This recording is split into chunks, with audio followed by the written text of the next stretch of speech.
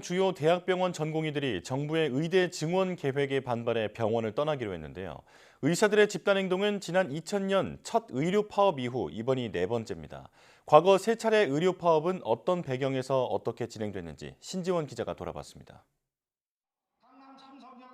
의사들이 처음 집단 행동에 나선 건 지난 2000년 의약 분업 사태 때였습니다. 당시 진료와 처방은 의사가, 조제와 투약은 약사가 하도록 분리하는 정책에 반대하며 총 5차례 파업을 벌였습니다. 집행부 단식과 집단 휴진, 거리 행진까지 개원의와 전공의 참여율은 90%에 달했습니다.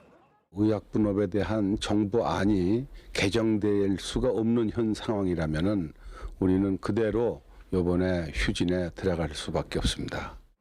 의약분업이 시행된 뒤에도 파업은 계속됐고 결국 정부는 업무 개시 명령에 불복한 의사들을 고발했습니다. 당시 파업을 이끈 의협회장은 의료법 위반 등의 혐의로 실형 선고를 받고 의사 면허가 취소됐습니다.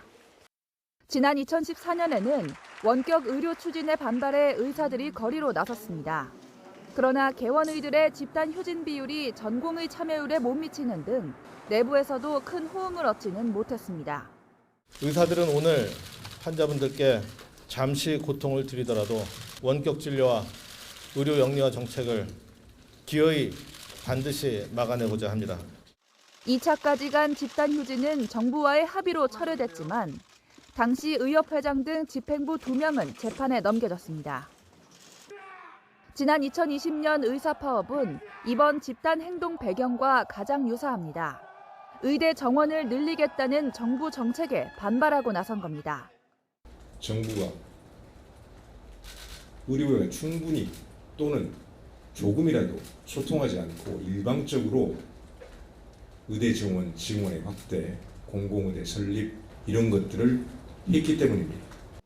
의사협회 파업에 의대생들이 국가시험을 거부하고 전공의들이 거리로 나서면서 파급력이 커졌습니다.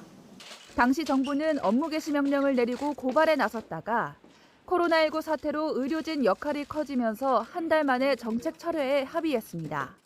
그러나 바뀐 정부가 의대 정원 2,000명을 확대하기로 하면서 의사들이 4년 만에 다시 집단 행동에 나서기로 한 겁니다. 이번에는 정부 역시 물러서지 않겠다는 입장인 가운데 결국 이번에도 피해는 고스란히 환자들 몫이 될 것으로 보입니다. YTN 신지원입니다.